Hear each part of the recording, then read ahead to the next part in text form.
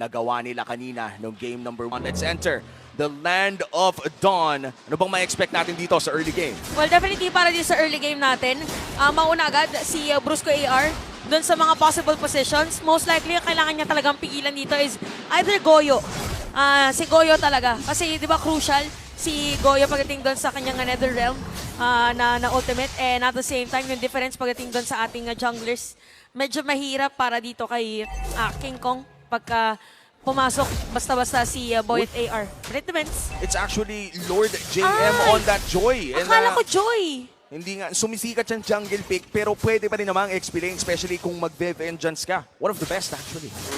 Yan ang sinabi natin na kanina. And mahirap kasi makita ng XP lane Martis. Ngayon, meron ditong battle for the Little Wanderer. Kalahati lang ang buhay ni Brusco na kanina pa kinukulit si King Kong. Na hanggang yun, wala pa rin orange buff.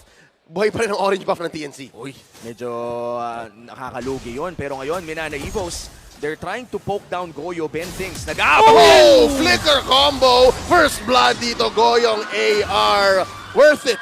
Kala natin na Minana Evos magiging mabilis ulit ang kanilang early game. Pero sabi ng TNC, teka lang, baguhin natin. Naaurahan na.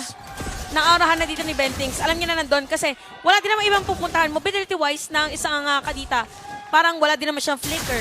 So hindi man siya makakapag-dive out. So kailangan niya abutin para mapigilan na agad. Wala munang rough waves si Goyong AR if ever na magkaroon ng teamfight dito sa turtle objective ng spawn. At nakakaramdam na nga si Bentings. Ito yung tinatawag natin na sixth sense na talagang nararamdaman niya kung nasaan yung mga kailangan niyang tamaan. King Kong almost going for that kill. Pero mukhang turtle muna ang magiging pinakaunang objective for TNC. Sila magsisimula. Brusco hahabol naman. Naka-pry dito ang TNC mahihila sa kanilang side. Pipilitin ni Brusco ang reset. Goyong AR, wala pa siyang ult. Wala pang rough waves. At ngayon makakahabol naman ang Minana sa posisyon. And right now, Minana Evos challenging this turtle pit. Petrify! Combo coming in! Netherrealm, nagamit na nga ni Goyo. Mapapop dito ni Boyet. AR, pero may siyang decimation. Batayin natin. Lord JM, mapapalayo na nga. TNC scores the first hurdle. Oh, sobrang ganda dito ng kita na natin yung pinakagusto nga gawin ng TNC with this kind of lineup. Inantay lang nila na mag-petrify, wait lang! Oh, Appraiser's Wrath sa ilalim ng kanilang tore. In mid. TNC, at ano ngayon, Shades of TNC Season 9 invadan ni King Kong. Nagiinit na nga ang TNC at nag-invade pa pagkatapos. Hindi man lang binigyan ng purple buff si Boyet. At mukhang yung pagiging bad boy ni Boyet ngayon ay kinakagat na siya pabalik. 3 minutes in, 2-0 TNC. May 1K na gold lead pa. Parang sinasabi siguro ng TNC, pag ang bad boy, harapan mo din ng bad boy, medyo malalaman natin who's the baddest. So ngayon, ganun, yun ang ginagawa ngayon ng TNC. Na all lanes na pwede napuntahan, pinupuntahan na agad. We really have to take note na nag-elegant gem din kasi si Goyo. So kung hindi pa man niya na upgrade yung kanyang equipment, hindi niya kailangan umuwi from time to time. Wait lang. Ngayon ang ganti ng Minana Evos. Bentings, ang kanilang unang kill. Ngayon si Boyet Barulis na naawan ng small camp. Si King Kong, pero ito na. Innocent. Boyet? MI forward, mataton. Boyet AR, napakababa. Who's the Hey! Innocent gets the kill. TNC, ang bilis ng karma. Akala ko 1-4-0 na pero nakaganti pa ang TNC. Talagang pinipilit nila ang mga opportunities kapag nakakita pa sila. Ultra fast gameplay na nagmumula sa TNC at ang ganda ng pinakita nila doon. Ang layo sa nangyari sa game number 1 at ngayon Minana Evos naghahanap ng pwede nilang gawin para makabawi ng bahagya. Oo, kasi yung pwesto lang ngayon na parang medyo nahihirapan din si Brusco AR kung saan ba talaga siya pupwesto. Kasi si King Kong, zone out lang. Diba? Hindi no intention actually of killing Brusco AR. Ayun na. Eto na. Kanina kasi parang last 100. Sinisimulan na niya, no? Kaso kanina yung na plus 100 natin, umabot ng 1,000 at sa talo. Umapaw kasi. Nag-overflow na. Nag-overflow. Lamang-lamang pa ng 1,000 yun. Sobrang dami nun. Oo, 11K pa yon yung plus 100 niya. Pero ito na, Turtle, sinimula na ng TNC. May gold lead sila, pero may maganda ring pwesto dito si Brusco. Kaso steal ba to ng Grok lamang? Tingnan natin. Nagamit niya na yung Guardian's Barrier. Bentings tatalon, pero walang CC. Off camera, Boyet AR makakaisa kay Jesus. Pero may turtle naman ng TNC. 2 for 2 so far. Up top, pipilitin ba ito ng Minana Evos? Same Sobrang aggressive rotation. ng TNC. Same rotation for TNC. Kinagandahan lang for them is that sila nakakuha ng turtle. So mas maganda pa rin na trade for them. Kasi nakakuha rin naman si King. Ayan na si... Again, isa sa mga, di ba si King Kong, ano tawag sa kanya? King of the Jungle. King of the Jungle. Oh, pero, di ba, kita mo naman, dire-diretso lang. Ganun din naman ginagawa ng Minana Evos ngayon. Wait lang. Klaro lang natin. Yung King Kong na movie, di ba, nasa syudad si yung malaking gorilla. Sa New York. Sa New York. New York, USA, New York ko ba? May New York ba sa Cubao? Meron ata. Lagi ko nakikita sa comments eh. Please Di mo confirm. alam kung Thank saan you. yun. Oh, paki-confirm na lang. Rich kid kasi. Hindi ako rich kid, man. Mas malapit nga ako sa Las Piñas at $80. Kung alam nyo, ay malayo po yun dito. Pero ngayon, Oh, shoot! Papasok ngayon, Wild Charge! Mapapunish na nga dito. Mag-ultimate Final Slash. Boy at AR, papabagsakin dito Brusco? ng King Kong. Brusco with a taunt. King Kong gets double kill sa ilalim ng Tier 1 na mapabasag na ng TNC. Walang preno ang Phoenix Army. grabe naman. Yung biyahing tagumpay din nila kahit iba na yung tema. Tuloy-tuloy lang. Dire-diretso lang. Dire-diretso lang. Ghost Walang Rider. biglang liko. Walang preno. Rise from the dead, Oh. biyahing tagumpay. Oh. Pagkaangat na pagkaangat, biyahe na agad. O, di ba? Kaya na malupit. Tapos nagsimula pa yung eksena doon na parang nasunog yung jeep. Kaya lang naman pala nasunog yung jeep kasi masyadong bumilis. Oo, umapaw. Ay, hindi. Saka ano pala yung apaw. But yeah, for this one, 5-2 ang ating score. 6 minutes. So, balikan natin yung game number 1. Ngayon naman para sa side kasi na Minana, meron pa rin naman silang, di ba, lamang ngayon TNC. Ganon din naman yung game number 1 natin. So, kailangan lang nila maging pasensyoso kasi tingnan natin ngayon KDA ni Doming AR. 0-0-0. Yes, walang kills, pero mas importante, walang deaths. So, pwede pa at kaya pa nila as long as there is a nice wild charge from Brusco AR. Medyo mahirap ngayon kasi hindi na same yung burst nila. Ang burst nila is more on single target talaga to for me. Natalis, madami tamaan. Ayun nga eh, parang ilang beses na rin kasi tayong nakakita ng mga wild charge na nagbago ng laro. Pero yun yung mga iskinitang maninipis talaga eh, na napakahirap lumaban against the Grok. But this does look like a free turtle para sa TNC. At ngayon si King Kong, nakikita si Brusco, pero wala kasing magagawa ang Minana dito. Ang lalim na naman ng TNC. Ginawa nilang blue yung mapa ng ganun-ganun kabilis lamang. Oy, grabe! Oy, grabe! sumasagot! Wait lang. Lumalaban! Ano yun? Yung parang ginawa ni Kobe? Yung ginanon niya, tapos hindi gumalaw si Kobe? Yung ginanon ng bola Pero niya yun lang! ni Barnes? Tama. Hindi ko Oo, alam yan. alam mo yun eh. Pero Oo. okay lang. Panari ko. Nakwento lang. Nakwento lang. Did not flinch. Hindi man lang gumalaw. Yung ano, dito yung- si Dome. Yung lolo ko ang fan ng NBA eh. Ay, ganun ba? Happy Grandparents Day. Happy Grandparents Day. By the way, totoo po yun. Hindi po kami naglolokohan dito. Kung hindi nyo pa po nababate, ang mga lolo't lola nyo, batiin nyo na! Kasi nagpapasaya na dito! Plus the combo from Bentings, Brusco. petrify. King Kong sabi niya, hindi pa! Gilang! Tuloy-tuloy! Bang! Appraiser's Wrath! Linunod ang sirena. At ngayon, patuloy na naman. TNC, ramdam na ramdam ang 4K gold lead. Naku, ito na yung sinasabi natin, medyo kulang sa burst. Ang Minana Evos, napakadaming ginamit ng mga skills doon. Hindi pa tapos! Tatalo na naman si Bentings. After that Netherrealm, Innocent magpupush lamang. TNC, ramdam na nila, nag-iinit.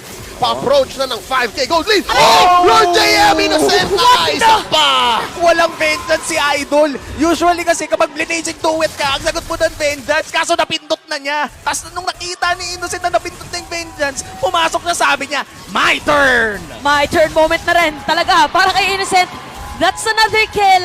Not so innocent anymore. Who's the bad boy? Ready na siya para sa mature roles. Ready Tuloy-tuloy lang. Grabe! Ito yung nakikita mo yung bida na si Innocent eh. Oo. 3-0-3. In sobrang bilis na ng burst ng clock, Ano to? nakakainis. Kung sa soap opera, Ano? Revenge Arc. Oo. Ito na yung Act 3. Act 3. Dati, linggo lang ng hapon mo siya mapapanood. Ngayon, gabi ng Friday. Prime time. Oo. Prime time. Pero again, para dito sa side ng Minana Evos, yes, there was an initiative for them to go for a play. Kaso kasi, nagamit yung Petrify ni Goyong AR during that moment. Brusco AR, nagamit yung Flicker din. So medyo kailangan muna na i-weigh if it's worth it pagkukuha. Pero mas worth it syempre para sa TNC. This is the Lord. Oo. And 9 minutes in, unang Lord ng laro, unang tatlong turtle, TNC with a complete game na talagang kitang-kita na ang dami nilang natutunan ng game number 1. Leo, papasok dito sa Lord March na to, parang ano pa bang pwedeng gawin ng Minana para maka-defense? Defense. Defense. Okay, gagayahin ng Minana yung ginawa ng TNC ng Game 1. Pick off muna sila. Tatanggapin nila na siguro for the next 4 or 5 minutes, pick off lang tayo. So, kailangan nilang umasa sa pick off. So, partly nun, kailangan magkamali ng TNC. Oo. Kaso paano sila magkakamali? Pwede sila magkamali. kapag napasobra sa flicker si Kyrie. Oo. O kaya si Bentings, hindi na natin mamukaan kasi, pero mukhang ang mid lane ng unang target ng Phoenix Army. Final stash, pero hindi na tinuloy. Pwede na. Kamuntikan na. Pwede na, nakabutas naman. Oo. Check lang, check lang. Check lang, mic check lang kung okay pa ang mga tao. Pero ang napakaganda na para sa TNC kasi di ba usually pag first lord gusto mo parang zone out mo lang, parang bonus na makakuha ka Oo. ng inhibitor Oo. turret. Oh wait, si Goyo DR ka, muntiga na. Teka lang, Ay. tuloy ito Technical kate knockout yun kasi pinauwi nila. Bentings, tatalon at mabubutas na ang top lane. Isa na lang natitirang inhibitor ng Minana Evos. Pwede silang lumipat sa may bandang ibaba, pero Hesu with a play! Final slash naging final response na nga ni Lord Sa minion. JM AR. Nether Realm dito nagamit na ni Goyo. Nag-aantay na lang sila ng minion wave sa may baba. King Kong only TP. Ayan na, ginalit kasi si King Kong. Plus 5,000. Play. Plus Medyo, 5. 5,000 agad. Medyo mahirap pag-clear namin yung wave though para din sa Minana Evos. Oh, isa na namang Tyrant's Revenge. Brusco AR, mag-heal muna siya. Minion wave papasok na mid, top at bottom. Hesu nagharap na isa. Tuming pa ang nahanap, pero mukhang yan na ata ang katapusan ng push ng TNC. 10k gold lead ang meron ng Phoenix Army ngayon at ihintayin nila ang Luminous Lord at kakalbuhin pa ang base. Ano? Ang jungle ng Minana. Okay. Evos. At some point, parang isa-isa silang nagkakaroon ng maturing arc. Kanina, si King Kong. Yeah. Tapos recently lang si Si Innocent. Innocent. Ngayon, si Hesu naman. Pero, guys, teka. Ay, Oh, magaling na siya chopsticks Okay, bigla. ito no? Optics. Bakit na? Taga ba yung ewan ko, parang chopsticks sa isip ko. Baka kagutom lang ko. Anyway, nahinto yung score natin, guys. 12 minutes. So again, for Minana Evos, ang crucial lang for them is hirap sila mag-clear na minion wave. Single target yung, I mean, hindi kagaya nung sa Claude na yung AOE talaga, air effect ng Blazing Duet. Even yung Kadita dito, parang gagamitin mo ba yung rough waves mo just to clear the minion wave. Plus 10k. Nabilang ko. total. Total. Grabe, ang galing na rin natin mag-mat dito, no? Pero hindi natin kailangan mag-mat para malaman na yung Divine Glaive dito kay Lord JM will be crucial in trying to secure or mount a comeback against TNC in the upcoming Lord. Okay, sa totoo lang, mabilis naman din nang uubos ng Minana Evos yung extra HP nung Netherrealm ni Goyo. So that's good news. Bad news is, isang ult lang yun And isang hero lang yun na neutralize nila. Ramdam na ramdam dito yung 8k gold lead ng TNC. Nagsascramble ang Minana Evos. King Kong, kinokontrol niya ang Lord. This is a Lord's dance. And gusto niya, medyo tight, medyo close. Tinan mo, may pagbebait yan May pagbebait yan Ang tanong dito ay matagal ba ang Lord Dance na to? Kanina nakikita tayo ng mga 3 to 4 minutes pero Hesu ngayon, lumalangoy mag-isa with that conceal. Pero tignan mo, may masamang balot yung tatlo. Naku. Parang iniwan nila yung si King Kong tsaka si Hesu tapos may masamang balak yung tatlo. Pero parang ano muna. Ano yan? Teta. Parodan natin ito Napanood natin ito Parang si Innocent Cutie ay sumusubok may gawing backdoor play sa Panibagong kanila. ano na naman to. Teka. Pero- Hindi, Pero natuto naura ha? Natuto Naramdaman. Alam na ng Minana, nangyari na sa kanila yan. Oo, nakita na nila. Oh, tumula na si Bentings ha. Op! Practice lang. Practice lang. Alright, save. Minana Evos. Playing with Cyclone Eye? the resource on the map. Papasok dito si Lord JM naghahanda.